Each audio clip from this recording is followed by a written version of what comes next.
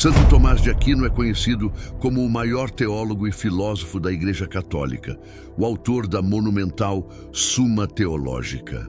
Mas poucos sabem que, por trás de sua figura serena e sábia, existe uma história surpreendente e um confronto sobrenatural que a maioria dos fiéis nunca ouviu falar. Você sabia que o gênio que trouxe ao mundo as mais profundas verdades da fé cristã foi tentado pelo próprio diabo e desafiado a um debate espiritual que testou sua fé ao extremo? Hoje, você vai conhecer a história do jovem Tomás, que foi trancado em uma torre pelos próprios familiares que queriam impedir sua vocação religiosa. E é aí que começa um episódio misterioso e assustador, um encontro cara a cara com o tentador. O que aconteceu naquele quarto? Qual foi a arma secreta que Tomás usou contra o inimigo que ousou desafiá-lo?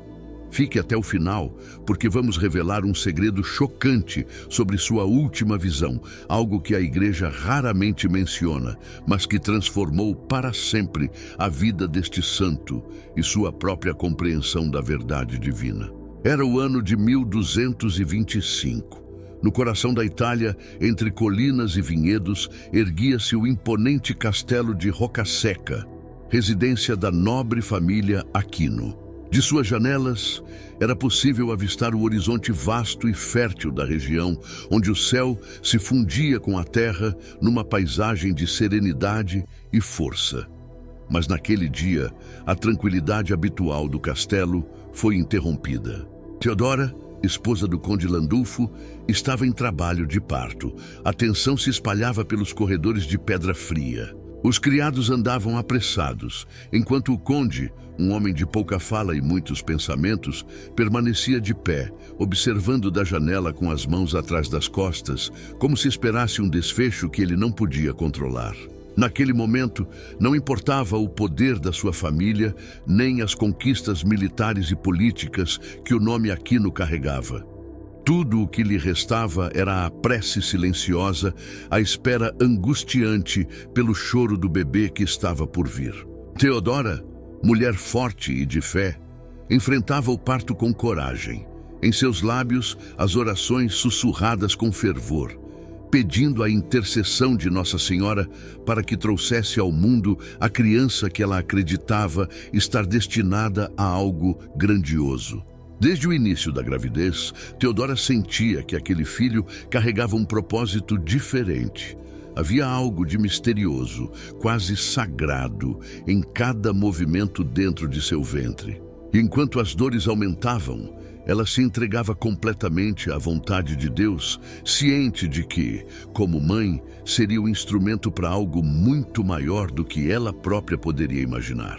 Após horas de um parto árduo, finalmente, o silêncio do castelo foi rompido pelo som agudo e delicado do choro de um recém-nascido. Um misto de alívio e alegria percorreu os cômodos, e o conde Landulfo, um homem de poucas emoções visíveis, permitiu-se um breve sorriso, antes de caminhar até o quarto onde sua esposa repousava. Lá sobre o travesseiro, Teodora segurava nos braços o pequeno Tomás, um bebê robusto e saudável, cujos olhos grandes e tranquilos pareciam já observar o mundo com uma profundidade incomum para sua idade. Nos dias que se seguiram, o castelo de Roccasecca se encheu de convidados e celebrações. O nascimento de um herdeiro sempre era motivo de festa. Mas para Teodora havia algo a mais a ser celebrado. Em suas orações, agradecia a Deus por aquele filho tão esperado, mas também lhe pedia discernimento para criá-lo segundo a vontade divina. Tomás era um presente e ela estava convencida de que Deus tinha planos específicos para ele. Desde os primeiros anos, Tomás demonstrou uma quietude que intrigava sua família. Enquanto as outras crianças da nobreza corriam pelos campos ou praticavam esgrima nas áreas abertas do castelo, Tomás era diferente. Ele passava longos períodos sozinho, como se estivesse mergulhado em um mundo próprio. Seu olhar distante parecia sempre contemplar algo que os outros não conseguiam ver. Esse comportamento chamou a atenção não só dos pais, mas também dos criados, que entre cochichos comentavam que o menino parecia santo. À medida que crescia, Tomás se mostrava cada vez mais diferente. Ao contrário dos seus irmãos, que se envolviam nas atividades tradicionais da nobreza, Tomás preferia a solidão dos livros e das orações. Naquela época, era comum que os filhos de famílias nobres seguissem caminhos predestinados, uns para o serviço militar, outros para alianças políticas. Mas Tomás, com apenas 5 anos de idade, já mostrava uma inclinação espiritual muito profunda. Sua mãe, observadora, sabia que seu filho não era um garoto comum. Com 7 anos, Teodora tomou uma decisão que mudaria para sempre o destino de Tomás. Decidiu enviá-lo para o mosteiro de Monte Cassino, local sagrado onde a ordem beneditina mantinha uma tradição de ensino e espiritualidade. Para ela, aquele ambiente sereno e dedicado ao serviço de Deus parecia o lugar ideal para que o jovem Tomás desenvolvesse sua vocação. Chegar ao mosteiro foi um momento decisivo na vida do menino. Ao adentrar os portões de pedra, foi recebido pelos monges com uma mistura de curiosidade e reverência. Monte Cassino, com seus séculos de história, era um refúgio de paz e contemplação.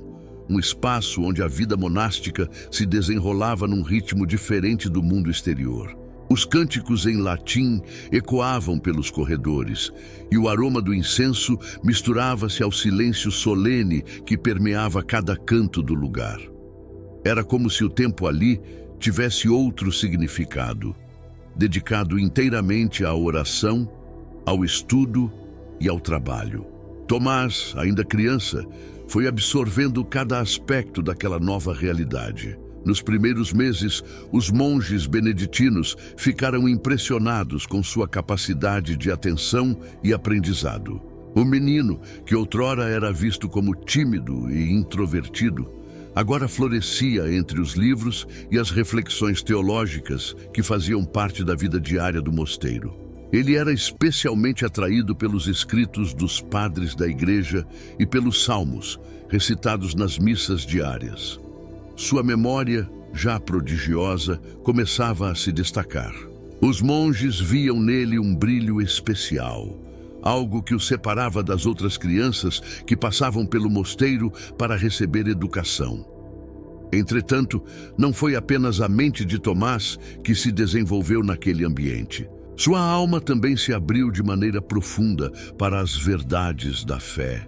Ele tinha apenas 9 anos quando começou a fazer perguntas que surpreendiam seus mestres.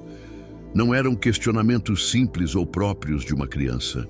Ele queria entender o mistério da Santíssima Trindade, desejava compreender o porquê da encarnação de Cristo e, com uma sede espiritual incomum, mergulhava em questões filosóficas que, muitas vezes, deixavam os monges sem resposta imediata. O silêncio de Monte Cassino, as orações ritmadas e a disciplina monástica moldavam o caráter de Tomás.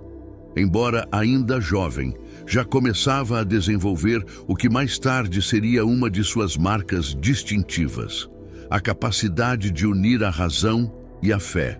Para ele, não havia contradição entre o pensamento filosófico e a crença cristã. Pelo contrário, as duas áreas se completavam. E ele já intuía que essa união seria fundamental em sua vida futura. Mas nem tudo foi fácil nos primeiros anos de Tomás no mosteiro. A vida monástica exigia disciplina e sacrifício, e embora ele estivesse profundamente imerso no estudo e na oração, também havia momentos de solidão e dúvida. As visitas esporádicas da família faziam com que ele sentisse a distância entre a vida no castelo e a sua nova realidade. O jovem Tomás sabia que sua escolha, ainda que incentivada por sua mãe, o afastava dos privilégios da nobreza e o colocava em um caminho de renúncia. Contudo, em seu coração, essa renúncia parecia ser um pequeno preço a pagar pelo que ele já experimentava em sua relação com Deus. Com o passar dos anos, O menino se tornou um jovem de espírito sereno e de uma profunda vida interior.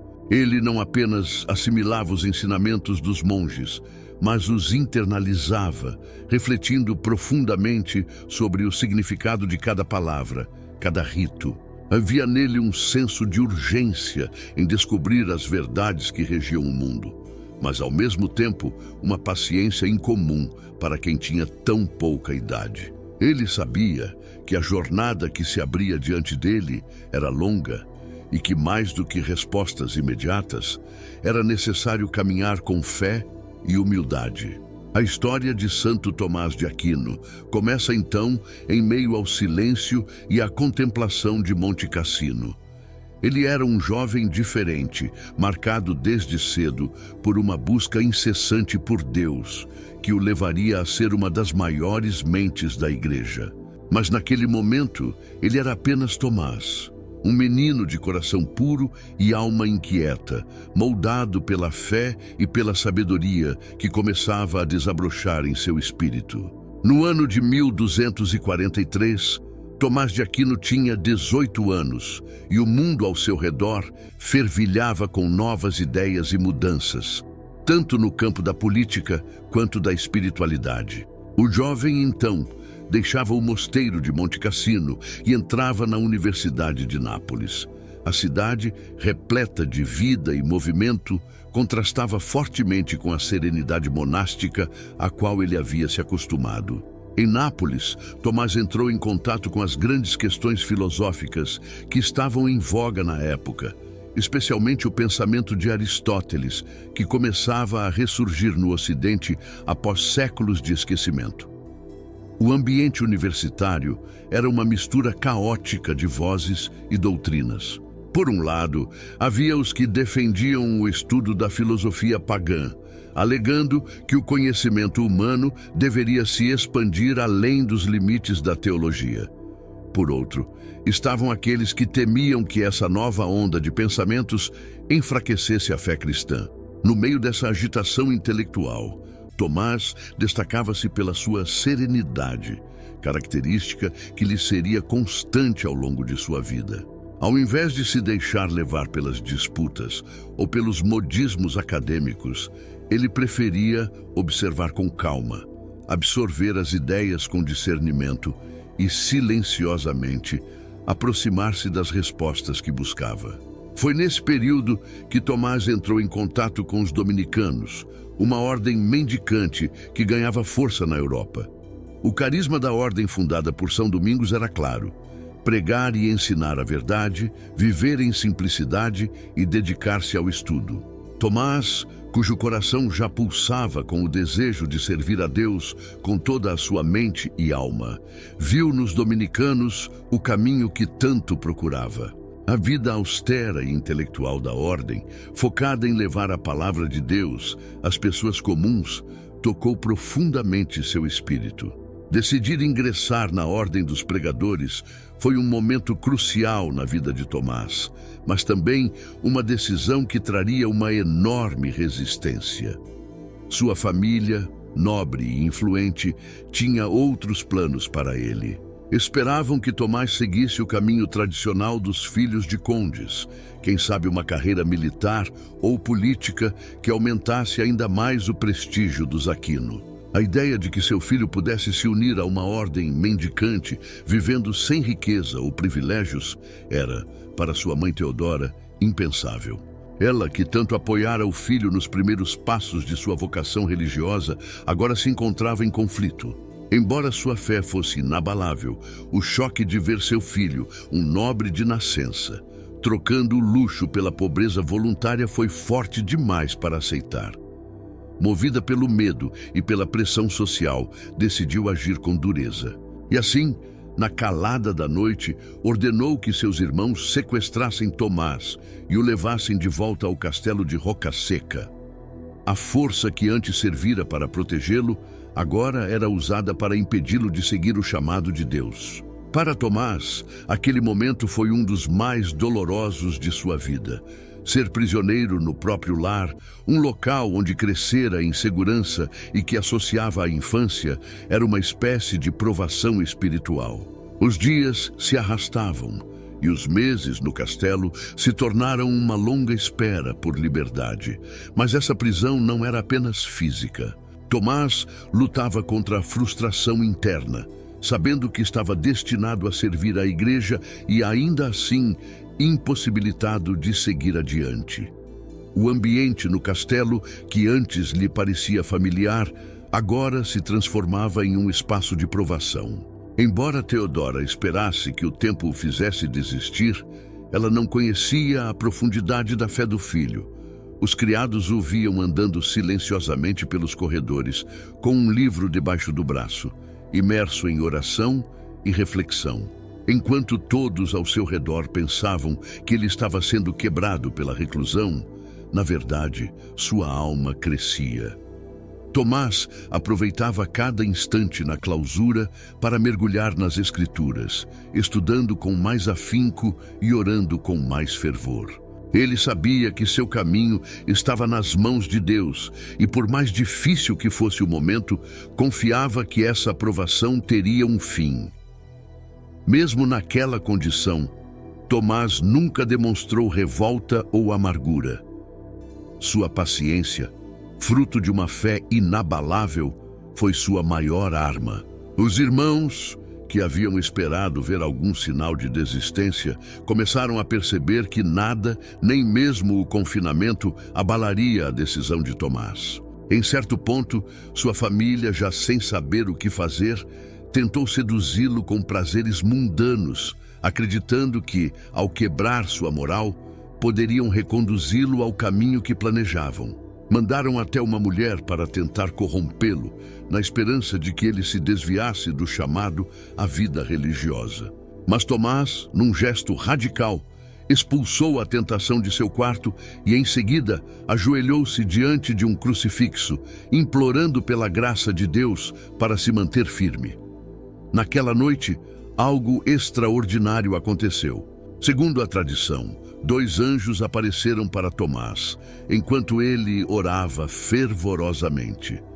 Eles o cingiram com um cordão de pureza, como símbolo de sua vitória espiritual sobre as tentações da carne. A partir daquele momento, Tomás fez um voto de castidade perpétua e passou a dedicar toda a sua vida e energia para servir a Deus com pureza de corpo e alma. Quando finalmente sua mãe percebeu que nada o faria mudar de ideia, cedeu. Talvez ela tenha compreendido em seu coração de mãe que a luta contra o destino de Tomás era, na verdade, uma luta contra os desígnios de Deus. E assim, após 2 longos anos de reclusão, ele foi libertado. A liberdade, entretanto, não era apenas a física. Ao ser solto, Tomás não era mais apenas o jovem que um dia entrara em Nápoles em busca de conhecimento. Ele agora carregava consigo a força de alguém que havia sido provado no fogo da adversidade e que emergia ainda mais forte e determinado. Ao sair de Roca Seca, sua primeira decisão foi voltar diretamente aos dominicanos. Não houve hesitação nem dúvidas. Seu coração, que durante tanto tempo havia sido moldado pela paciência e pela oração, agora ardia com uma determinação ainda maior. Se antes ele ingressara na ordem como um jovem desejoso de servir, agora o fazia com a convicção inabalável de alguém que sabia, sem sombra de dúvida, que esse era o caminho escolhido por Deus. Em Nápoles, foi recebido com alegria pelos irmãos dominicanos, que já conheciam sua história e tinham grande admiração por sua fé e resiliência. Mas seu destino não era permanecer ali por muito tempo. Tomás foi enviado para Paris, a capital do pensamento intelectual da época. Seria em Paris, sob a tutela do grande teólogo São Alberto Magno, que ele começaria a traçar seu caminho como uma das mentes mais brilhantes da Igreja. Nos anos seguintes, Tomás se dedicaria aos estudos com uma profundidade impressionante. Cada debate, cada livro, cada reflexão era como uma nova oportunidade de servir a Deus. Sua vida, marcada pela simplicidade e pelo silêncio, contrastava com o vigor intelectual que ele demonstrava em suas obras e ensinamentos. Ele não apenas aprendeu a filosofia de Aristóteles, mas a integrou à teologia cristã de uma forma que ninguém antes dele havia feito.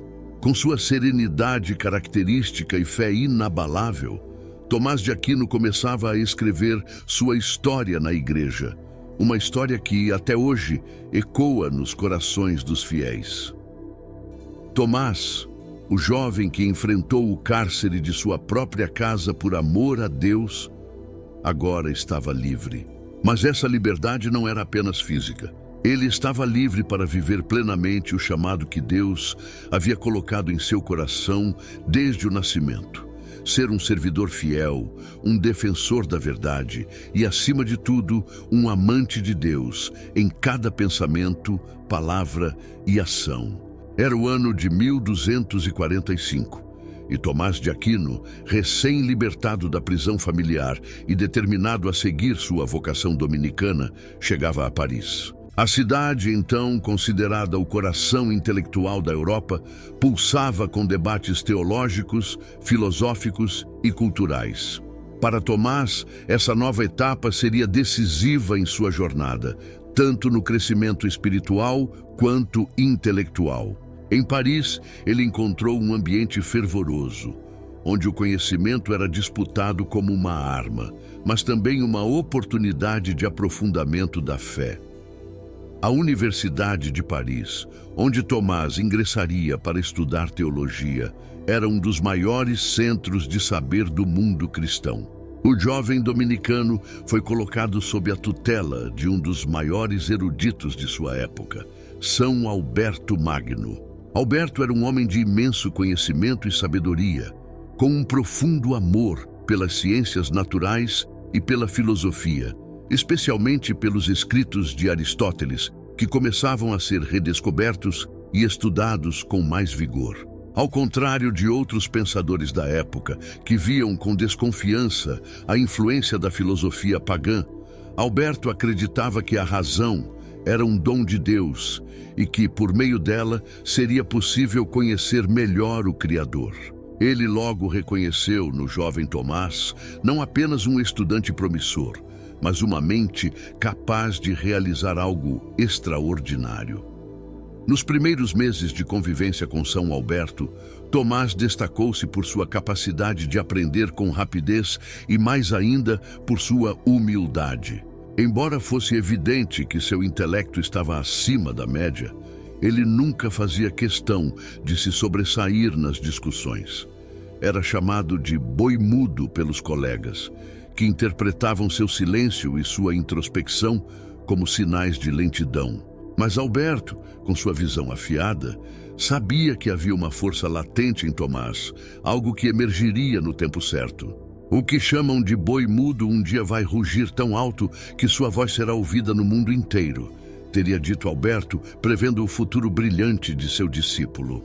Durante os estudos com Alberto, Tomás foi confrontado com questões filosóficas e teológicas que desafiavam a compreensão de muitos. Como unir as verdades da fé com as descobertas da razão?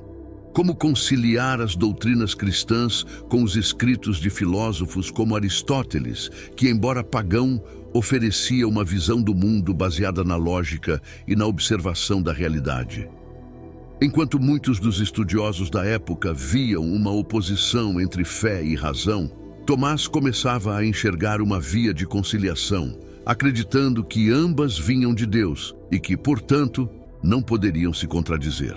Este insight, que se tornaria a base de sua obra posterior, começou a germinar nos debates intensos e nas longas horas de estudo em Paris. O ambiente universitário, contudo, não era isento de tensões. O auge das disputas intelectuais coincidia com um período de grande turbulência na igreja. As heresias cresciam, questionando a autoridade da igreja e minando a fé de muitos. Por outro lado, o contato com o pensamento aristotélico trazia à tona novos dilemas. Era possível confiar tanto na razão humana, a ponto de colocá-la lado a lado com a fé?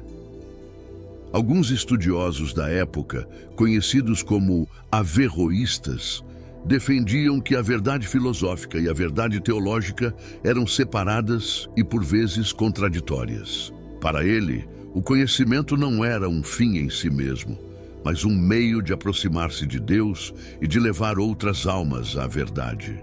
Para Tomás, no entanto, essa visão era inaceitável.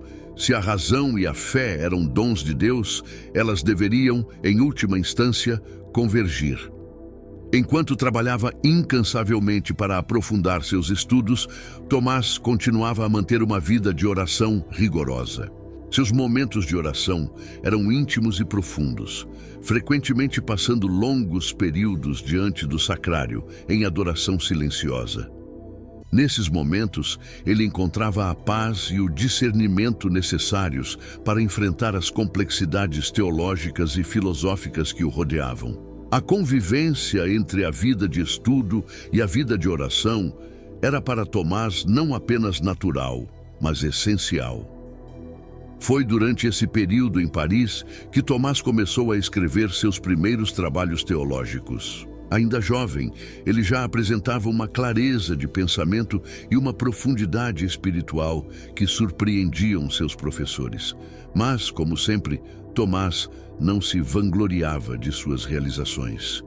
Mantinha-se humilde, frequentemente acreditando a Deus qualquer avanço que obtinha no campo do saber. Para ele, a inteligência humana era um reflexo da imagem divina e por isso deveria sempre ser usada com humildade e em prol do bem comum. No entanto, nem tudo eram flores em seu caminho. A vida em Paris também trouxe desafios pessoais. O jovem dominicano teve que lidar com as pressões do ambiente acadêmico e com as críticas daqueles que não compartilhavam de sua visão. Alguns viam sua postura conciliadora entre fé e razão como arriscada, temendo que ele estivesse abrindo portas para o pensamento pagão. Outros, invejosos de sua crescente fama, tentavam descreditar suas ideias e desacreditá-lo pessoalmente. Mas, como sempre, Tomás respondia a essas adversidades com paciência e oração. Ele sabia que sua missão era maior do que qualquer disputa pessoal. Em um dos momentos mais significativos de sua jornada, Tomás foi enviado por São Alberto à Colônia para auxiliar na fundação de um novo centro de estudos dominicanos. Foi uma oportunidade para Tomás mostrar suas habilidades como professor e estudioso. Embora ainda jovem, ele foi reconhecido por seus alunos como um mestre excepcional.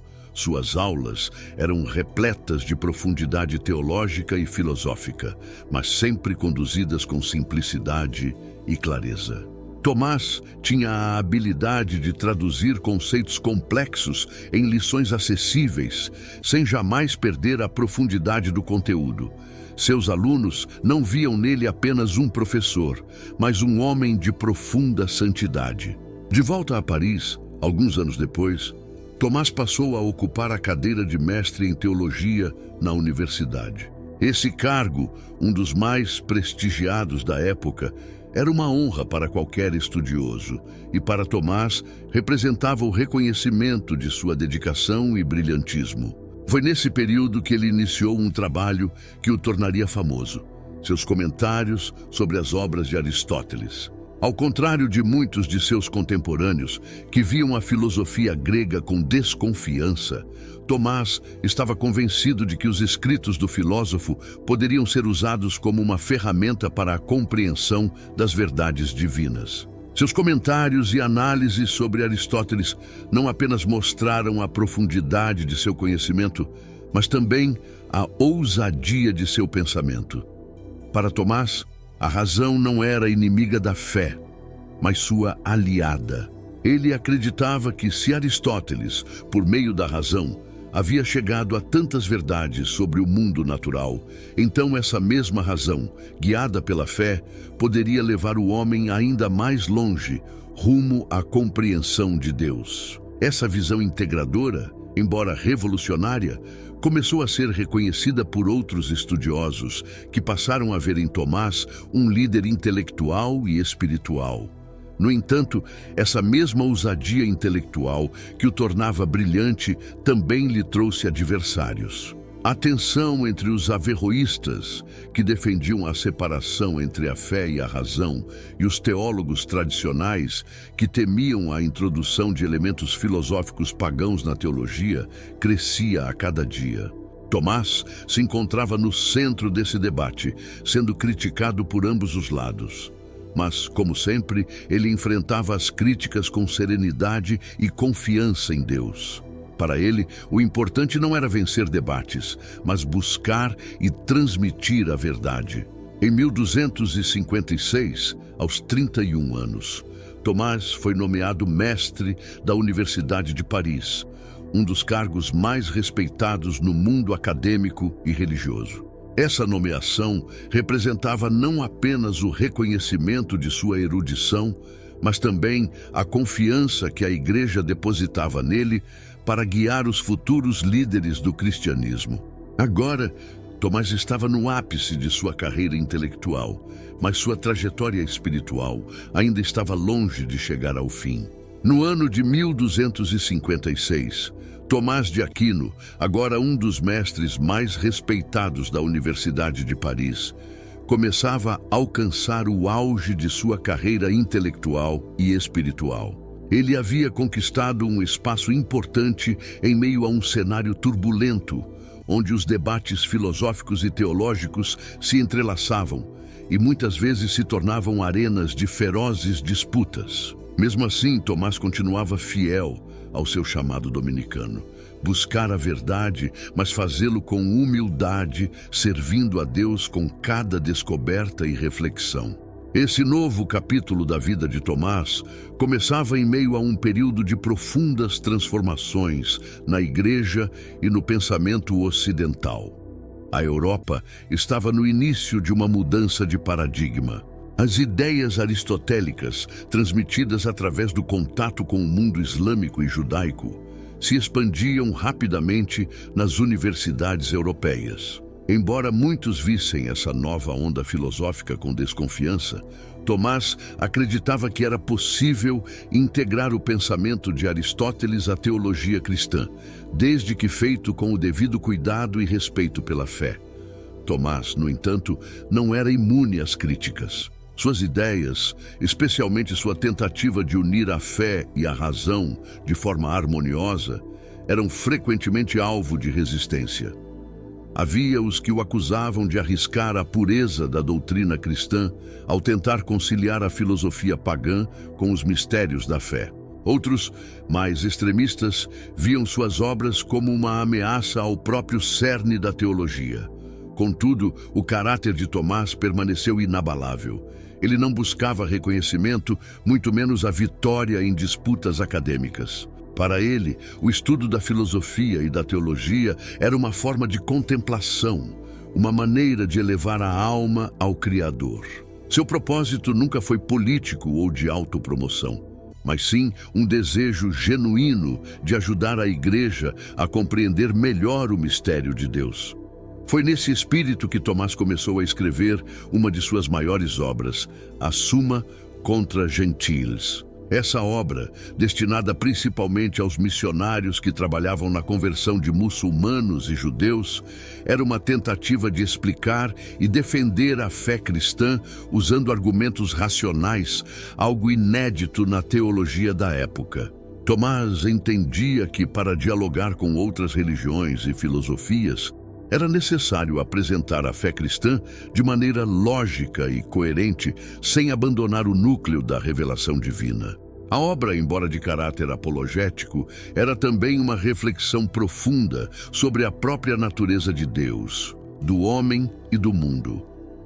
Durante o processo de escrita, Tomás passava horas em meditação e oração, buscando inspiração divina para cada palavra que colocava no papel. Ele costumava dizer que cada pensamento teológico deveria ser precedido pela oração, pois o estudo das verdades divinas não poderia ser tratado como um mero exercício intelectual. Havia algo sagrado no ato de refletir sobre Deus, e Tomás, mais do que qualquer outro, sentia o peso dessa responsabilidade. A escrita da Summa contra Gentiles revelou não apenas a profundidade intelectual de Tomás, mas também sua capacidade de traduzir conceitos complexos em linguagem acessível. A obra refletia a grandeza de seu pensamento, clara, concisa e profundamente espiritual. No entanto, ela não era apenas fruto de sua mente aguçada. Era o resultado de anos de vida de oração e disciplina interior. Cada linha da obra trazia a marca da fé profunda de Tomás e sua absoluta confiança na razão como um meio de aproximar-se de Deus. Enquanto trabalhava na Summa contra Gentiles, Tomás também enfrentava um desafio interno. Ele sabia que estava pisando em um terreno perigoso ao tentar conciliar a filosofia aristotélica com a doutrina cristã. A igreja, naquela época, ainda estava dividida quanto à aceitação dessas ideias, e Tomás era plenamente consciente de que sua obra poderia ser mal interpretada. No entanto, ele persistia, movido pela convicção de que o Espírito Santo o guiava. Para ele, a verdade era uma só, e se a razão e a fé proviam de Deus, elas deveriam se complementar, mesmo que os homens não conseguissem compreender isso imediatamente. Esse período foi também marcado por um outro desafio: o relacionamento com seus próprios confrades dominicanos. Embora Tomás fosse amplamente respeitado dentro da ordem, havia aqueles que não entendiam completamente seu projeto intelectual. Alguns viam nele um homem mais preocupado com a filosofia do que com a vida prática da fé. Outros o acusavam de tentar intelectualizar a teologia, afastando-a da simplicidade com que Cristo havia pregado. Essas críticas feriam Tomás, mas ele as enfrentava com a mesma paciência que demonstrava em todas as áreas de sua vida. Ele acreditava que Deus tinha lhe dado um dom específico e cabia a ele usá-lo da melhor maneira possível. Apesar dessas pressões, Tomás continuou sua obra, sempre em profunda comunhão com Deus. Ele encontrava refúgio na oração, e sua relação com o sacramento da Eucaristia era especialmente íntima. Muitas vezes, após horas escrevendo, Tomás se retirava para a capela, onde ficava em adoração silenciosa diante do tabernáculo. Para ele, aquele era o verdadeiro encontro com a verdade. Uma verdade que as palavras nunca poderiam expressar completamente. Embora sua mente estivesse constantemente ocupada com conceitos filosóficos e teológicos, era na oração que ele encontrava a verdadeira paz e a confirmação de que estava no caminho certo. A espiritualidade de Tomás estava profundamente enraizada em sua vida acadêmica. Ele não via separação entre o estudo e a fé. Cada argumento teológico que ele elaborava era, para ele, uma forma de adoração, uma maneira de louvar a Deus através do intelecto que ele havia dado aos homens. Isso explicava sua incansável dedicação ao trabalho e sua capacidade de lidar com as críticas e incompreensões com humildade. Tomás nunca procurou ser visto como um grande pensador ou receber elogios por suas obras. Sua única preocupação era que a verdade de Deus fosse conhecida e compreendida, e que essa verdade ajudasse a Igreja a crescer em santidade e sabedoria. No ano de 1259, Tomás recebeu um novo chamado, que colocaria à prova sua fé e seu intelecto. Ele foi convocado de volta à Itália pelo Papa Urbano IV, que queria que Tomás ajudasse na reforma dos estudos teológicos em Roma. Esse chamado não era apenas uma honra, mas também uma grande responsabilidade. A Igreja passava por um momento delicado, e o Papa via em Tomás alguém capaz de guiar as futuras gerações de teólogos e clérigos com uma base sólida, tanto no campo filosófico quanto espiritual. Tomás aceitou o chamado com humildade, mas também com certo temor. Ele sabia que esse novo desafio exigiria ainda mais de sua fé e de seu intelecto. Roma, o centro da cristandade, era também o palco de inúmeras intrigas e disputas de poder, tanto dentro da igreja quanto fora dela. Para Tomás, a tarefa de reformar os estudos teológicos significava não apenas ensinar, mas também navegar por um mar de interesses conflitantes. Contudo, como sempre, ele confiava que Deus o guiaria, como havia feito até aquele momento. Essa nova etapa da vida de Tomás, agora em Roma, seria marcada por grandes realizações, mas também por novos desafios. Ele não estava apenas moldando o pensamento de sua época. Estava deixando um legado que influenciaria a igreja por séculos. Contudo, para Tomás, cada nova obra, cada novo debate, era antes de tudo uma oportunidade de servir a Deus e a verdade que ele tanto amava. Em 1265, Tomás de Aquino retornava a Roma, atendendo ao chamado do Papa Urbano IV para auxiliar na reforma dos estudos teológicos. Roma, o coração da cristandade, não era mais um lugar de tranquilidade, como talvez ele pudesse ter imaginado anos antes. A cidade fervilhava com os desafios políticos e as disputas de poder que constantemente cercavam a cúria papal. Havia uma pressão silenciosa, mas constante, que permeava o ar. O chamado do Papa era mais do que um reconhecimento de sua sabedoria e erudição. Era uma demanda por liderança espiritual e intelectual em um momento em que a igreja precisava urgentemente de orientação segura. Quando Tomás chegou a Roma, ele foi recebido com honras, mas também com expectativas. Aquela cidade que testemunhara tantos momentos decisivos da história cristã, agora pedia dele não apenas a clarificação de doutrinas teológicas, mas também uma resposta aos desafios contemporâneos, como o crescente ceticismo e o questionamento sobre a autoridade da igreja.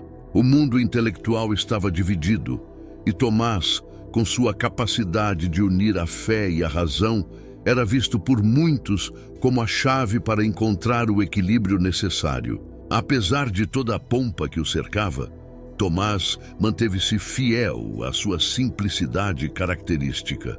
Para ele, cada momento em Roma era uma oportunidade de aprofundar sua devoção. Frequentemente, ele se retirava para as capelas da cidade, onde passava longas horas em oração, buscando discernimento.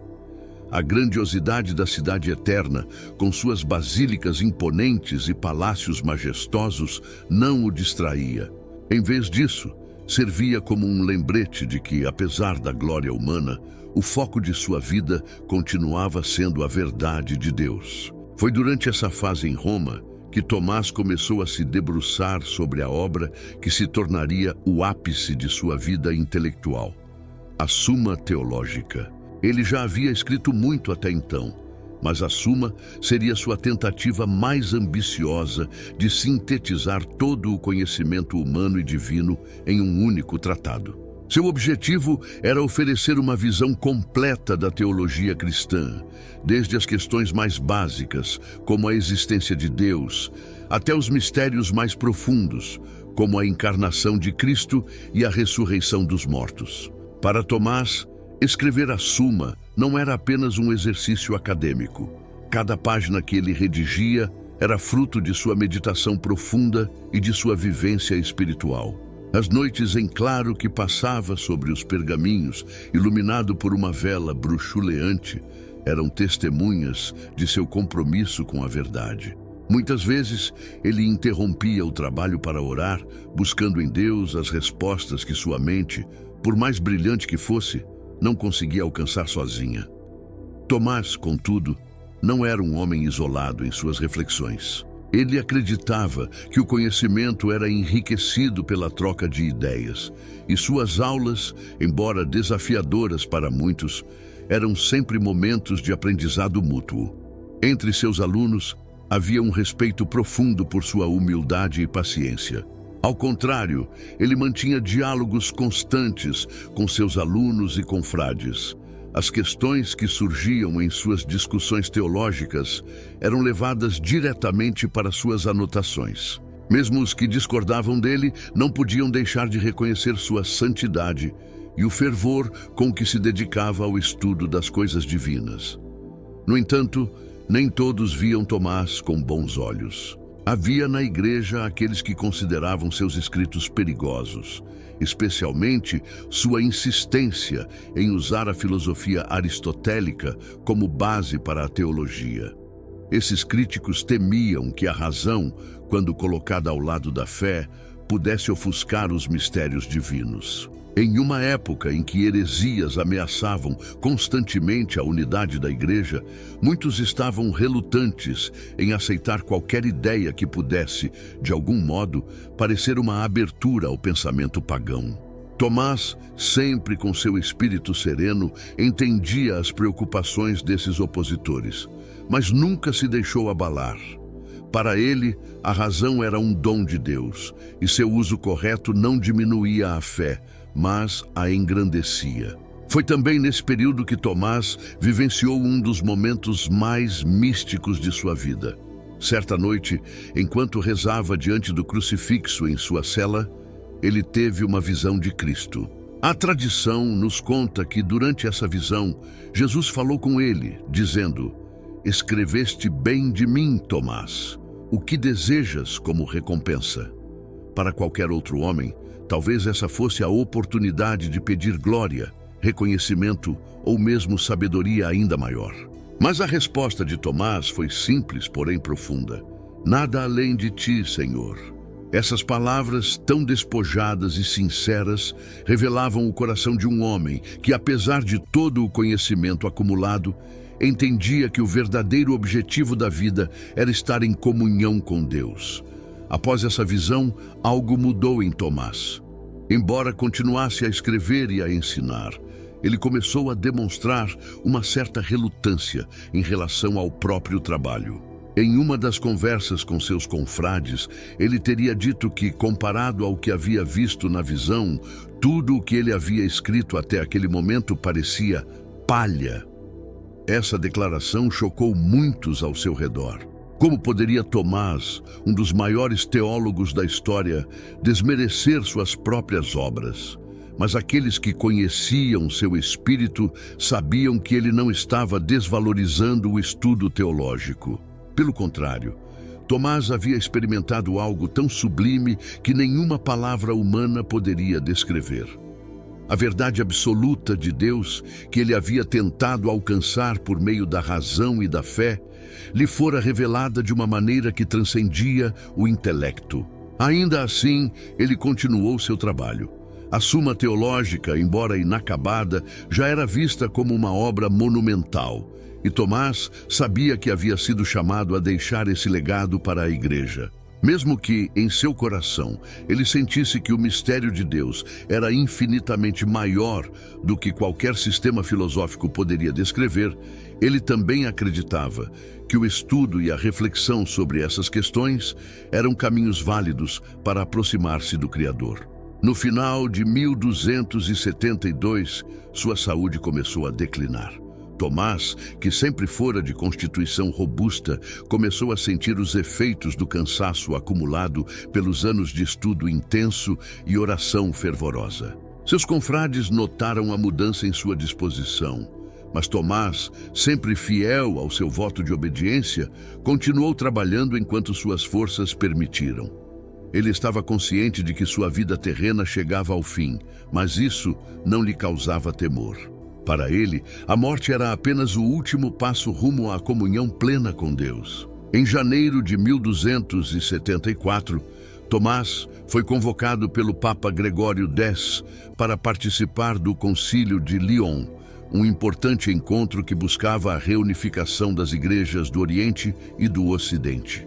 Apesar de sua saúde frágil, Tomás obedeceu ao chamado e iniciou a viagem para o concílio.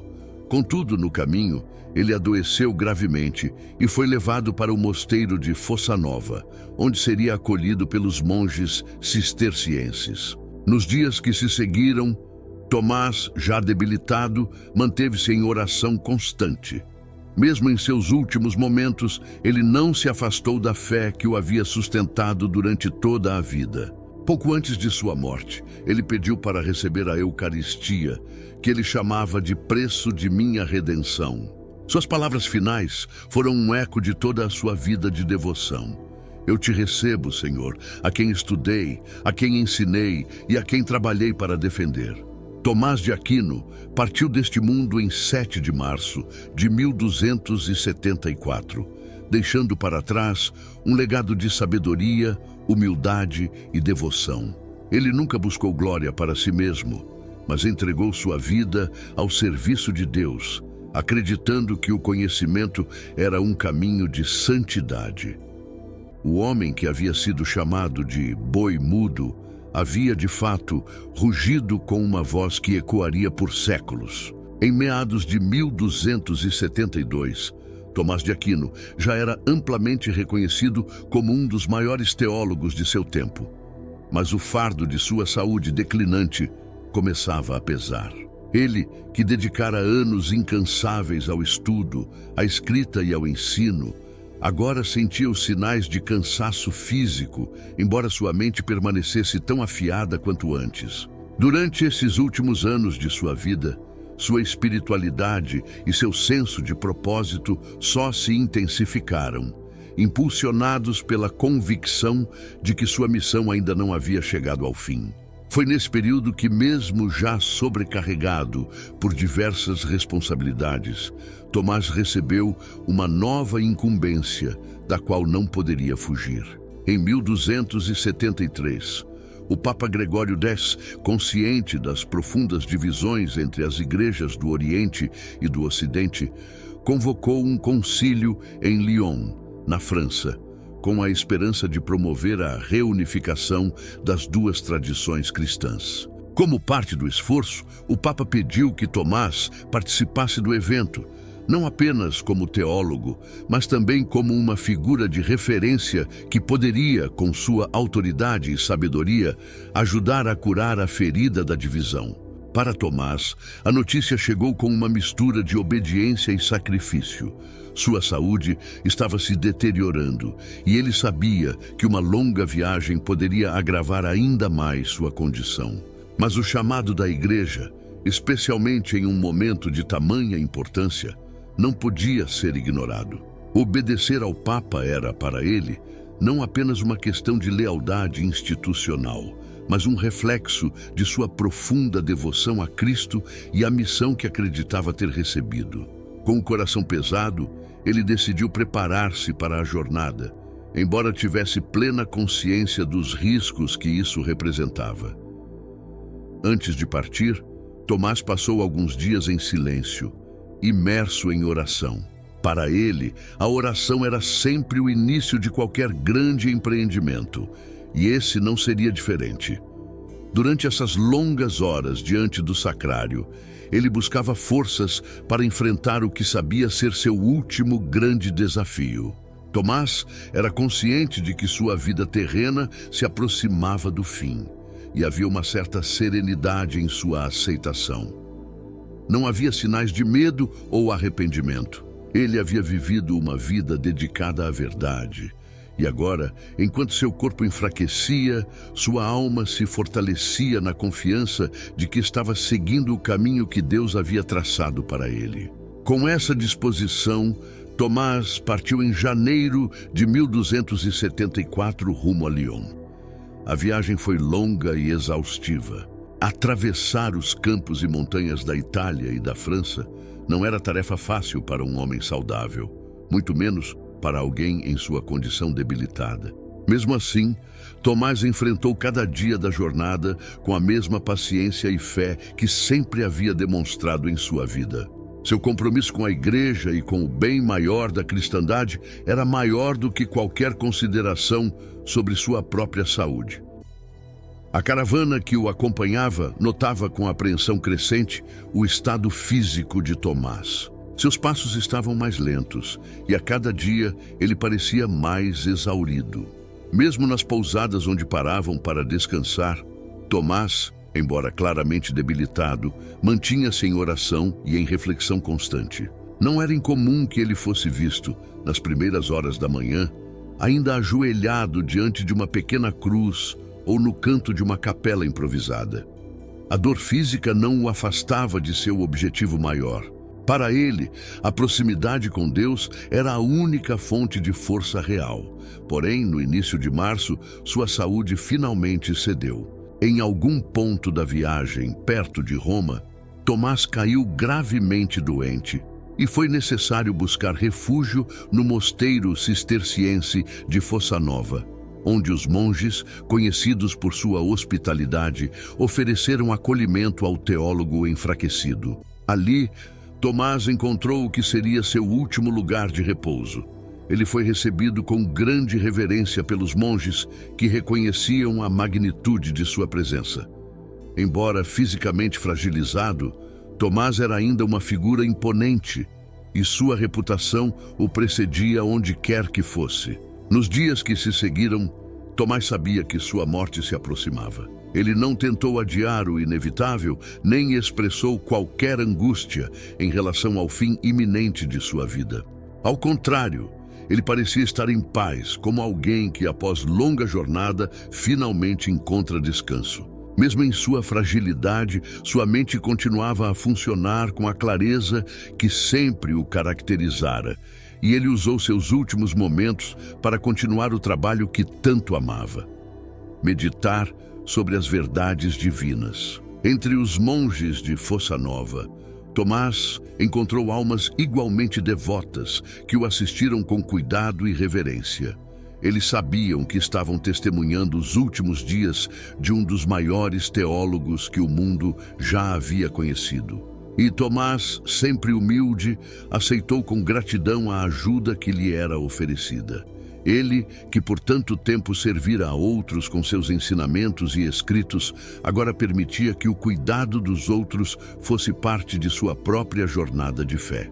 Durante uma de suas últimas conversas, Tomás expressou seu desejo de receber a Eucaristia, o sacramento que sempre estivera no centro de sua vida espiritual. Ao receber o corpo de Cristo pela última vez, suas palavras foram simples, mas poderosas. Eu te recebo, Senhor, preço de minha redenção, por cujo amor estudei, vigiei e trabalhei. Eu te recebo como viático para a minha peregrinação. Por amor de ti, escrevi e ensinei, nunca me opondo a ti nem à tua igreja. Essas palavras carregadas de significado revelavam a profundidade de seu compromisso com Deus, que permeou cada instante de sua vida. Até mesmo em seu leito de morte, Tomás reafirmava que tudo o que havia feito, todo o seu estudo, seu trabalho incansável e suas conquistas intelectuais tinham um único propósito: servir a Deus e a verdade. Na madrugada do dia 7 de março de 1274, Tomás de Aquino entregou sua alma a Deus. Seu corpo, frágil e exausto, finalmente descansou, mas o legado de sua vida continuaria a ressoar pelos séculos seguintes. Para os monges de Fossa Nova, que testemunharam seus últimos dias, aquele foi um momento sagrado. A morte de Tomás não foi marcada pelo desespero ou pela tristeza, mas pela certeza de que ele havia cumprido sua missão.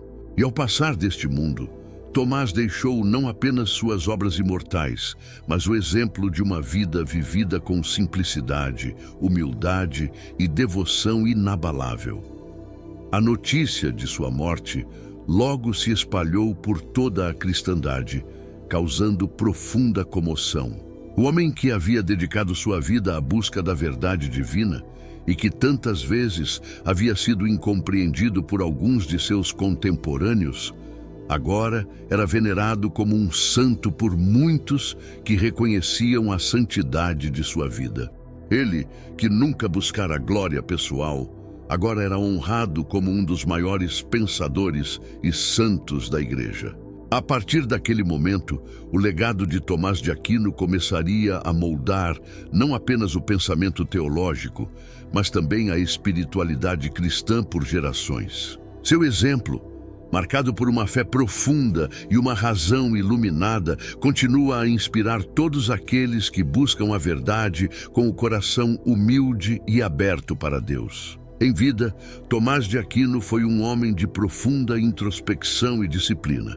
conhecido não apenas por sua imensa capacidade intelectual, mas também por sua humildade e devoção. Mas para compreender verdadeiramente o impacto de sua obra, é necessário mergulhar no que ocorreu nos anos imediatamente após sua morte, quando o reconhecimento de sua santidade e de sua mente brilhante começou a tomar forma, muitas vezes de maneiras inesperadas. Após sua morte em 1274, seus escritos começaram a se espalhar ainda mais amplamente por toda a Europa, e sua influência logo alcançou todos os cantos da cristandade. Após o falecimento de Tomás, os monges de Fossa Nova, que haviam cuidado dele em seus últimos dias, mantiveram-se em profundo respeito pelo teólogo falecido. Eles sabiam que haviam testemunhado não apenas a morte de um grande pensador, mas de um homem cuja vida fora marcada por uma intensa e singular devoção a Deus. As conversas entre os monges não tardaram a girar em torno da santidade de Tomás, e logo se espalhou a ideia de que suas relíquias eram sagradas. Aqueles que haviam convivido com Tomás em vida começaram a contar histórias sobre sua bondade, sua paciência e seu espírito de serviço. Os alunos que haviam assistido às suas aulas em Paris e Nápoles se lembravam com emoção de como Tomás não apenas lhes ensinara sobre os mistérios da fé, mas também havia modelado a virtude da humildade em cada ação. Para muitos, Tomás não era apenas um mestre do intelecto, mas um verdadeiro servo de Cristo, cujas palavras e ações se entrelaçavam em uma harmonia que poucos conseguiam alcançar. A notícia sobre a morte de Tomás logo chegou ao Papa Gregório X, que lamentou profundamente a perda do grande teólogo. O Papa, que o havia chamado para participar do Concílio de Lyon, sentiu pessoalmente o impacto da partida de Tomás, reconhecendo que o cristianismo havia perdido uma de suas maiores luzes. A necessidade de promover a reunificação das igrejas do Oriente e do Ocidente tornou-se ainda mais urgente sem a presença daquele que poderia ter trazido uma sabedoria única para o debate. No entanto, o verdadeiro reconhecimento oficial de Tomás como santo levou algum tempo para se concretizar. Seu pensamento, embora amplamente respeitado, ainda era alvo de críticas por alguns setores da igreja.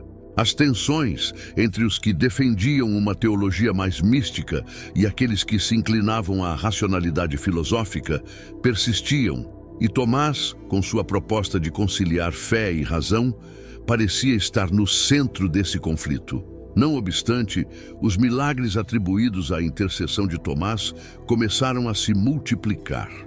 Relatos de curas e graças alcançadas através de suas relíquias ou da simples oração em seu nome surgiam de diferentes regiões da Europa. Pessoas vinham de longe para visitar Fossa Nova, onde o corpo de Tomás havia sido sepultado. Para aqueles que o conheciam em vida, esses relatos apenas confirmavam o que já acreditavam.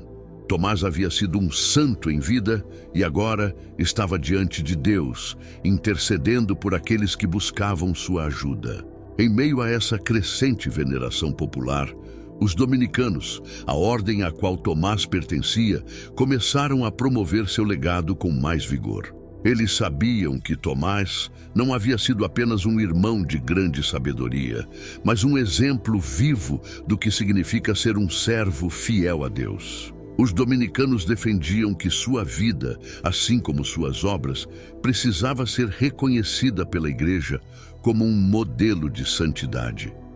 A ordem passou a coletar testemunhos sobre a vida de Tomás, buscando evidências para sua eventual canonização.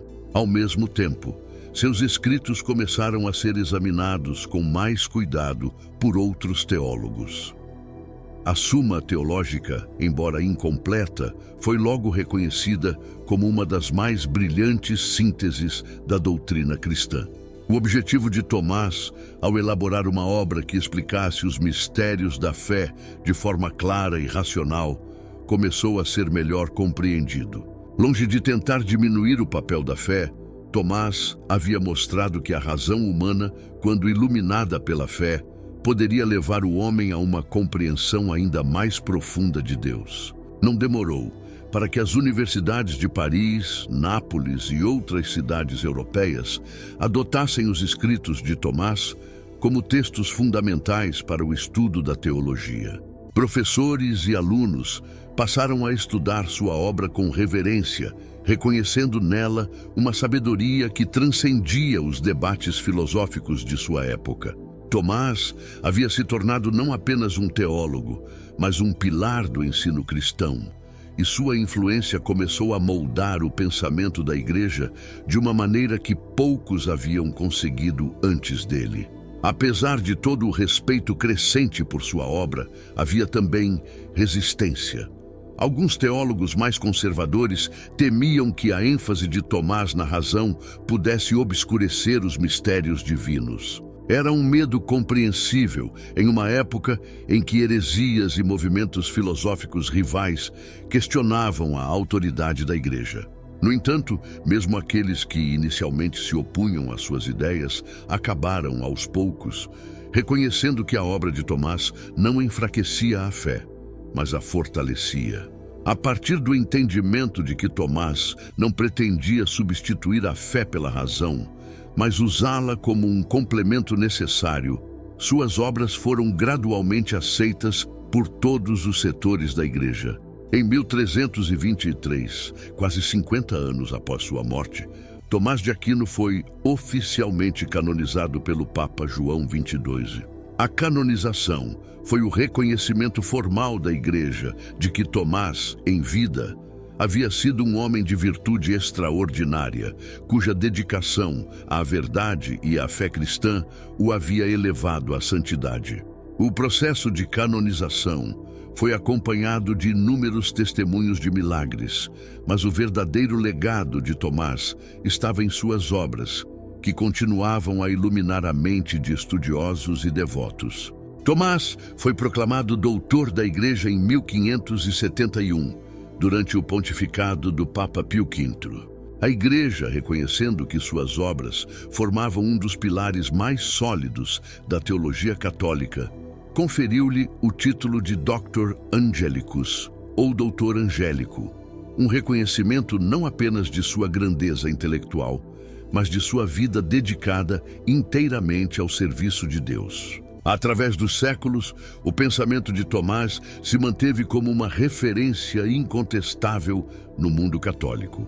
Durante o Concílio de Trento, realizado no século XVI, os bispos convocados para reformar a Igreja e combater as heresias que surgiam no período da Reforma Protestante, frequentemente recorriam aos escritos de Tomás para fundamentar suas decisões teológicas. Ele, que em vida havia enfrentado a oposição de muitos, agora era visto como um defensor insuperável da fé católica. Tomás de Aquino, com sua imensa capacidade de unir fé e razão, continua a ser um exemplo para os católicos de todas as idades. Ele mostrou que a busca pela verdade, quando guiada pela humildade e pela fé, pode aproximar o homem de Deus de uma maneira profunda e transformadora. Sua vida marcada por sacrifícios, pelo estudo incansável e por uma fé inabalável, permanece uma fonte de inspiração até os dias de hoje. Em meados do século XIV, a fama de Tomás de Aquino já havia se espalhado por toda a cristandade, e seu legado, tanto intelectual quanto espiritual, começava a ser reconhecido por aqueles que buscavam respostas para as grandes questões da fé e da razão. O impacto de seus escritos e de sua vida não era apenas sentido nas universidades e entre os estudiosos, mas também nas comunidades religiosas e entre os fiéis comuns. Mas para entender como Tomás passou de um simples teólogo a um dos maiores doutores da Igreja, é preciso mergulhar em um momento crucial de sua história, que se desenrolou após sua morte. A transição de sua obra, inicialmente controversa, para um tesouro teológico venerado. Depois de sua morte em 1274, o corpo de Tomás foi sepultado no mosteiro de Fossa Nova. Os monges que testemunharam seus últimos dias já tinham plena convicção de que ele não era apenas um homem sábio, mas alguém profundamente santo. Havia algo em sua maneira de viver e de enfrentar a morte que impressionava todos ao redor, e não demorou muito para que rumores de milagres começassem a circular. Relíquias de Tomás foram cuidadosamente guardadas pelos monges e peregrinos começaram a visitar seu túmulo, esperando alcançar graças pela intercessão do teólogo. Apesar desse crescente fervor popular, o reconhecimento oficial de Tomás como santo pela Igreja demorou décadas para ocorrer. Havia uma certa hesitação entre alguns setores do clero em abraçar plenamente sua obra. Afinal, o uso da filosofia aristotélica em seus escritos, especialmente em uma época em que a Igreja enfrentava heresias e ameaças à sua autoridade, era visto com suspeita por alguns. Mas, ao mesmo tempo, havia uma crescente percepção de que Tomás havia feito algo extraordinário. Ele conseguira conciliar a razão humana com os mistérios da fé de uma forma que não apenas preservava, mas aprofundava a doutrina cristã. Foi durante esse período de incerteza que a figura de Tomás de Aquino passou a ser estudada com ainda mais intensidade, especialmente entre os dominicanos. A ordem à qual ele pertencia via nele o exemplo supremo de um irmão que dedicou sua vida a Deus, não apenas pela oração, mas também pelo uso de sua mente. Os dominicanos começaram a recolher testemunhos e relatos sobre a vida de Tomás, buscando reunir evidências de sua santidade. Entre essas histórias, muitas destacavam sua humildade, sua paciência e sua profunda compaixão, características que nem sempre são associadas aos grandes intelectuais, mas que em Tomás brilhavam com clareza. Entre esses testemunhos, um que frequentemente era citado, envolvia a relação de Tomás com seus estudantes. Embora fosse uma mente brilhante, Tomás nunca usou seu conhecimento para humilhar ou ridicularizar os outros. Pelo contrário, ele sempre se mostrou disposto a escutar as dúvidas e os questionamentos de seus alunos, tratando cada um com respeito e paciência. Em uma ocasião, um jovem estudante, nervoso diante da presença de Tomás, fez uma pergunta que parecia extremamente básica para alguém com o nível de conhecimento do mestre. Em vez de desdenhar, Tomás respondeu com gentileza, usando a pergunta como uma oportunidade para aprofundar ainda mais a compreensão de todos na sala. Para Tomás, o aprendizado não era um caminho de exibição pessoal, mas uma jornada comunitária rumo à verdade. Outro relato comovente sobre Tomás envolve sua profunda devoção à Eucaristia. Os monges que conviviam com ele frequentemente o viam passar longos períodos em oração silenciosa diante do sacrário, às vezes derramando lágrimas de reverência. Mesmo durante seus períodos mais intensos de estudo e escrita, Tomás sempre reservava tempo para estar diante do Senhor, acreditando que o verdadeiro conhecimento só podia ser alcançado pela graça divina. Certa vez, ao ser questionado sobre como conseguia conciliar tanto estudo com uma vida espiritual tão profunda, ele simplesmente respondeu: "Tudo o que escrevo vem daquilo que recebo de Cristo na oração." Essas palavras refletem uma verdade central na vida de Tomás. Sua mente brilhante não era um substituto para sua fé, mas uma extensão dela. Com o passar do tempo, a resistência inicial às suas ideias começou a enfraquecer. Suas obras, especialmente a Suma Teológica, foram ganhando cada vez mais adeptos entre os estudiosos da Igreja. A clareza com que ele explicava os mistérios da fé, usando a razão como um instrumento para revelar a verdade divina, começou a ser vista como um dom inestimável para a cristandade. A confiança de Tomás de que a fé e a razão não eram opostas, mas complementares, foi um divisor de águas no pensamento teológico e logo se espalhou por toda a Europa. Nesse contexto, o Papa João XXII, em 1323, finalmente canonizou Tomás de Aquino. A cerimônia foi um momento de grande júbilo para os dominicanos e para todos aqueles que já haviam reconhecido sua santidade. A canonização de Tomás foi o selo oficial da Igreja de que ele não apenas vivera uma vida de virtude, mas também que suas obras haviam contribuído de forma decisiva para o crescimento da fé cristã. Para muitos, foi a confirmação de que Deus havia escolhido Tomás para ser um guia, não apenas em questões espirituais, mas também em questões intelectuais. Após sua canonização, o culto a Tomás de Aquino se espalhou ainda mais rapidamente. Igrejas foram dedicadas a seu nome, e as relíquias que ele havia deixado se tornaram objetos de grande veneração. Em 1571, durante o Concílio de Trento, Tomás foi proclamado doutor da Igreja, um título reservado apenas aos teólogos cujas obras se tornaram fundamentais para a compreensão e defesa da fé. A partir daquele momento, Tomás de Aquino passou a ser oficialmente reconhecido como um dos pilares da teologia cristã. A influência de Tomás, no entanto, não se limitou ao campo da teologia. Sua maneira de pensar, sua insistência na importância da razão e sua busca incessante pela verdade ressoaram profundamente em áreas como filosofia, ética e política. Grandes pensadores, tanto religiosos quanto seculares, passaram a estudar suas obras, e muitos de seus princípios filosóficos acabaram moldando a cultura ocidental por séculos. A vida de Tomás de Aquino foi, portanto, uma vida de busca constante por Deus. Ele nos mostrou que a fé não é um refúgio para aqueles que temem a razão, mas um convite a expandir nossa mente e coração para compreender melhor os mistérios divinos. Sua humildade e sua devoção exemplificam o que significa viver uma vida verdadeiramente dedicada a Cristo. E seu legado continua a inspirar milhões de católicos ao redor do mundo. Mas além de seus escritos e de sua canonização, o verdadeiro legado de Tomás de Aquino está em seu espírito de humildade e serviço.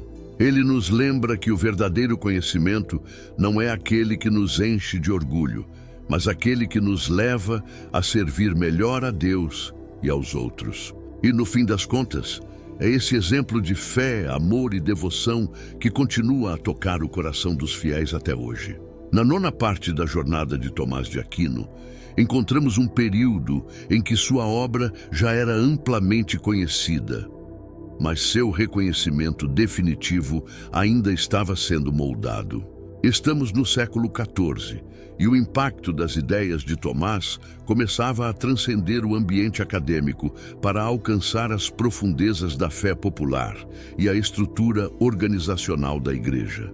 O mundo medieval estava em plena transformação, e com isso, as obras de Tomás encontraram novo significado, especialmente em tempos de crise e incerteza. Ele, que havia vivido na simplicidade de um monge, agora se tornava uma força espiritual que ajudaria a moldar o pensamento teológico e filosófico por séculos.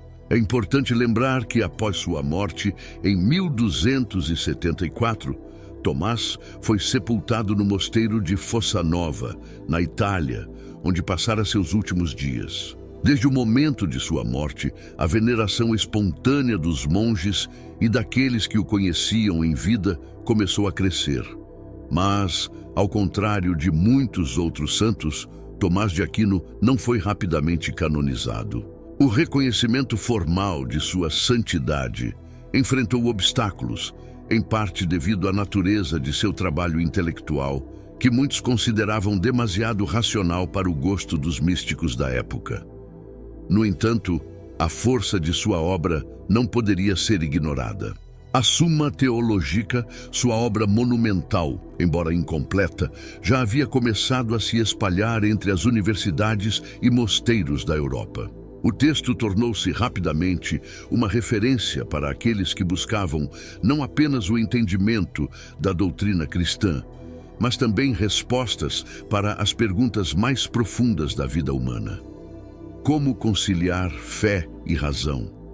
Como viver de acordo com os princípios divinos em um mundo material e imperfeito? Essas perguntas, que tanto intrigavam as mentes dos estudiosos, também ecoavam nos corações dos simples. A reputação de Tomás, como um homem de profunda humildade e santidade, ajudou a suavizar as resistências que alguns grupos mais tradicionais da Igreja tinham em relação ao uso da filosofia aristotélica em seus escritos. Durante décadas após sua morte, seus seguidores e admiradores trabalharam para reunir testemunhos de milagres atribuídos à sua intercessão, muitos dos quais ocorreram junto ao seu túmulo em Fossa Nova. O mosteiro logo se tornou um destino de peregrinação, e a devoção ao doutor angélico começou a crescer de forma orgânica entre os fiéis. Entre os testemunhos mais tocantes, havia histórias de curas milagrosas e de visões que as pessoas tiveram ao rezar diante de suas relíquias. Certa vez, uma mãe aflita que havia perdido seu filho recém-nascido viajou até Fossa Nova, carregando o corpo inerte do bebê nos braços. Ela acreditava que Tomás, um homem que tanto prezara pela vida e pelo mistério da criação, poderia interceder por ela. Chegando ao mosteiro, ela se ajoelhou diante do túmulo de Tomás e rezou com todo o fervor de uma mãe desesperada. Disse que, ao término de sua oração, o bebê voltou a respirar e a mulher deixou Fossa Nova, com o coração transbordando de gratidão. Este foi apenas um dos muitos relatos que começaram a circular, alimentando a devoção popular. Esses relatos, somados à crescente importância de suas obras teológicas, aceleraram o processo de canonização. Em 1323, o Papa João XXII finalmente canonizou Tomás de Aquino. Naquele momento, não se tratava apenas de reconhecer um grande teólogo, mas de admitir que sua vida havia sido vivida em um estado de virtude exemplar, marcado pela busca constante de Deus através do estudo, da oração e do serviço. A canonização foi um ponto de virada não só para os dominicanos, mas para toda a Igreja, que agora tinha em Tomás um modelo claro de como o intelecto poderia servir à fé. Com a canonização, a vida e a obra de Tomás começaram a ser vistas sob uma nova luz. Para os dominicanos, seu exemplo se tornou um símbolo vivo do equilíbrio entre ação e contemplação, entre o amor a Deus e o serviço à humanidade. O conhecimento, para Tomás, não era um fim em si mesmo, mas uma ponte que ligava o homem a Deus. E isso se tornou um princípio fundamental na formação dos futuros teólogos e pregadores da ordem. O impacto da canonização de Tomás foi sentido em várias esferas da Igreja. Nas universidades, seus escritos passaram a ser estudados com ainda mais intensidade, e muitos professores incorporaram suas ideias em seus ensinamentos. Nas escolas monásticas, suas explicações claras e racionais sobre os mistérios da fé ajudaram a estruturar a formação teológica dos monges e sacerdotes. No campo pastoral, sua obra forneceu aos pregadores e missionários uma base sólida para dialogar com aqueles que tinham dúvidas sobre a fé, especialmente em tempos de incerteza. Tomás, no entanto, permaneceu um exemplo de humildade para aqueles que estudavam sua vida. Mesmo após ter sido elevado aos altares, sua simplicidade, seu silêncio contemplativo e sua vida austera foram lembrados com carinho e reverência. Uma das histórias mais comoventes a esse respeito envolve um de seus confrades dominicanos, que o havia conhecido de perto. Esse monge costumava contar que nos dias mais exaustivos de estudo, quando todos os outros estavam dormindo, Tomás se levantava discretamente para ir até a capela, onde passava horas em oração silenciosa. Ele acreditava firmemente que seu trabalho intelectual só tinha valor se estivesse enraizado na vida espiritual. Nada escrevi sem antes ter rezado, ele dizia, em uma de suas poucas reflexões sobre sua própria vida. Essa espiritualidade profunda e silenciosa também era visível em sua relação com a Eucaristia. Tomás, mais do que qualquer outro teólogo de sua época, tinha uma devoção fervorosa ao Santíssimo Sacramento. As orações e hinos que ele escreveu em honra à Eucaristia, como o célebre Tantum Ergo e o Panis Angelicus, tornaram-se legados imortais de sua fé. Esses textos são recitados até hoje nas igrejas ao redor do mundo, e cada palavra deles carrega o peso da veneração que Tomás tinha pela presença real de Cristo na hóstia consagrada. A vida de Tomás de Aquino, marcada por uma profunda simplicidade e por um amor incondicional à verdade, continua a inspirar os fiéis em todo o mundo. Ele nos mostrou que a fé não é uma negação da razão, mas um convite a expandir nossos horizontes, a buscar Deus em todas as coisas, tanto no mistério quanto na clareza. Seu exemplo de humildade, apesar de toda a sabedoria que acumulou, permanece como um farol para aqueles que desejam trilhar o caminho da santidade, lembrando-nos de que a verdadeira sabedoria está em reconhecer que, diante de Deus, sempre seremos aprendizes. A história de Santo Tomás de Aquino chega ao seu clímax final, e o último capítulo de sua vida e legado é marcado não apenas pelo impacto que suas obras causaram no mundo cristão, mas pela forma como ele, em sua humanidade, experimentou sua caminhada de fé até o último suspiro. O corpo físico do teólogo pode ter cedido em fossa nova, mas o eco de sua alma, de suas palavras e de sua devoção a Deus reverbera por séculos, moldando corações e mentes que buscam entender o que significa ser um servo da verdade. Após sua canonização, em 1323, a obra de Tomás de Aquino ganhou um novo patamar de respeito e importância dentro da Igreja. A proclamação oficial de sua santidade foi mais do que o reconhecimento de suas virtudes pessoais.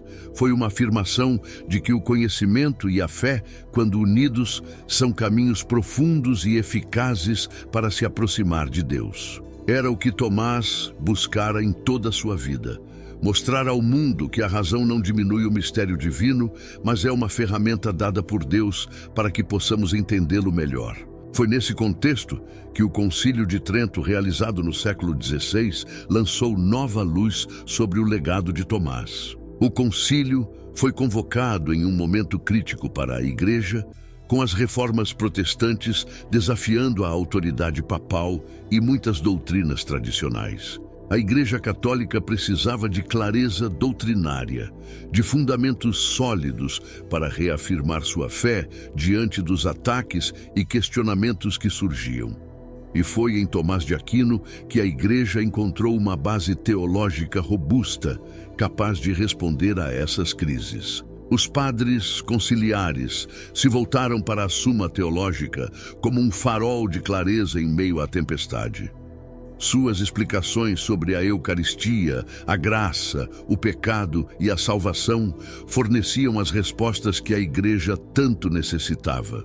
O pensamento de Tomás oferecia um caminho equilibrado entre o rigor doutrinário e a compreensão pastoral, ajudando a moldar a resposta católica aos desafios daquele tempo. A lógica implacável e a profundidade espiritual de Tomás se mostraram o suporte perfeito para a renovação da fé católica, e sua obra se tornou não apenas uma referência, mas uma arma intelectual nas mãos da Igreja.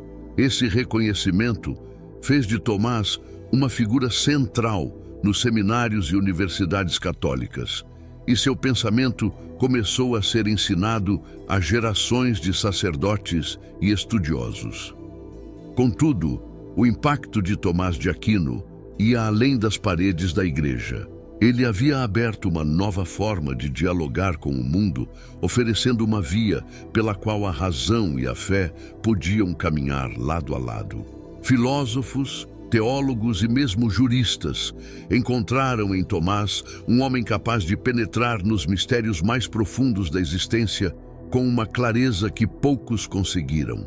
E foi assim que Tomás, um simples monge dominicano, se tornou o doutor da Igreja, o Doctor Angelicus. No entanto, a grandeza de seu legado intelectual não deve nos fazer esquecer o homem por trás das obras. Tomás de Aquino não era apenas um erudito. Ele era um homem de fé, profundamente humilde, cujo coração estava voltado para Deus em tudo o que fazia. Esse aspecto da vida de Tomás é muitas vezes esquecido em meio à grandiosidade de sua obra. A oração era o centro de sua vida, e sem ela, suas reflexões e escritos não teriam a profundidade espiritual que possuem. Uma das histórias mais comoventes sobre sua vida de oração é aquela que envolve o hino Adoro-te Devote, um dos muitos hinos que Tomás escreveu em honra à Eucaristia. Certa vez, ao ser questionado sobre como conseguia criar algo tão belo, Tomás respondeu que aquelas palavras não vinham dele, mas eram fruto de sua adoração. O hino, que reflete a profundidade de sua devoção ao Santíssimo Sacramento, é um exemplo perfeito de como Tomás unia o intelecto e o coração. Ele escreveu para a glória de Deus, e cada palavra de suas orações e escritos transparece esse desejo de honrar e adorar o Criador. Seu amor pela Eucaristia era tão intenso que alguns relatos indicam que durante as celebrações da missa, Tomás muitas vezes caía em êxtase diante da presença de Cristo no altar. Para ele, o mistério da transubstanciação, que havia explicado com tanta clareza em seus escritos, não era apenas uma doutrina a ser defendida, mas uma realidade que preenchia seu ser de adoração e reverência. Ao receber a Eucaristia, Tomás experimentava um encontro profundo com Deus, um encontro que moldava toda a sua vida. À medida que o tempo passou, a obra e a vida de Tomás de Aquino foram sendo cada vez mais celebradas. No entanto, sua canonização e o título de doutor da Igreja não foram os únicos reconhecimentos de sua grandeza. Em 1879, o Papa Leão XIII proclamou Tomás como padroeiro de todas as universidades e escolas católicas. Foi um gesto significativo, que reafirmou a importância de Tomás para o ensino da fé e da razão em todo o mundo católico. O Papa via em Tomás um exemplo de como a Igreja deve ensinar, com clareza, profundidade e sempre em união com a verdade de Deus. Esse reconhecimento formal pelo Papa Leão XIII apenas reforçou o que já era uma realidade. Tomás de Aquino era um dos maiores mestres da teologia, e sua obra continuaria a iluminar o caminho de todos aqueles que buscavam entender os mistérios de Deus. A decisão do Papa refletia não apenas a relevância histórica de Tomás, mas também sua atualidade. Em um mundo que começava a se dividir entre ciência e fé, Tomás representava a ponte que mostrava que esses dois caminhos não precisam ser opostos, mas complementares. Nos últimos séculos, a influência de Tomás de Aquino não se limitou à Igreja. Muitos dos princípios filosóficos e éticos que ele desenvolveu foram adotados em diferentes campos do conhecimento humano, incluindo o direito e a política. Sua compreensão da lei natural, por exemplo, moldou a base para muitos sistemas jurídicos ocidentais, influenciando pensadores e legisladores que buscavam uma ordem justa e baseada nos princípios morais. Em certo sentido, Tomás transcendeu o papel de teólogo para se tornar um dos maiores filósofos de todos os tempos. Mas apesar de toda a sua grandeza, Tomás de Aquino jamais se viu como alguém digno de tanto reconhecimento. Em vida, ele havia rejeitado honrarias e insistira em permanecer fiel à sua vocação de humildade e serviço. Suas últimas palavras, ditas no mosteiro de Fossa Nova, foram a expressão mais sincera de sua alma. Eu te recebo, Senhor, como preço da minha redenção. Para Tomás, toda a sua vida, todo o seu conhecimento e toda a sua obra não eram nada sem Cristo. Ele sabia que, no final, não seria julgado por suas ideias brilhantes, mas pelo amor que dedicou a Deus e ao serviço da verdade. E é nesse espírito que a vida de Tomás de Aquino continua a inspirar. Ele nos lembra que, independentemente do quanto alcancemos em termos intelectuais ou materiais, é o coração voltado para Deus que define nosso verdadeiro valor. Assim, o Dr. Angélicos, o gigante da teologia, permanece como um exemplo luminoso de que a sabedoria não está separada da santidade, mas que, em última instância, ambas conduzem ao mesmo fim, a união com Deus. Para finalizar, convidamos você a se inscrever no canal Vozes Sagradas e a fazer parte da nossa comunidade. Queremos saber também quais santos você gostaria de ver nos próximos vídeos. Sua participação é muito importante para nós e nos ajuda a espalhar essas mensagens de fé e esperança. Se essa história de Santo Tomás de Aquino tocou o seu coração, deixe um comentário com a sua opinião, compartilhe o vídeo com amigos e familiares e não se esqueça de deixar seu like para que possamos continuar trazendo histórias inspiradoras.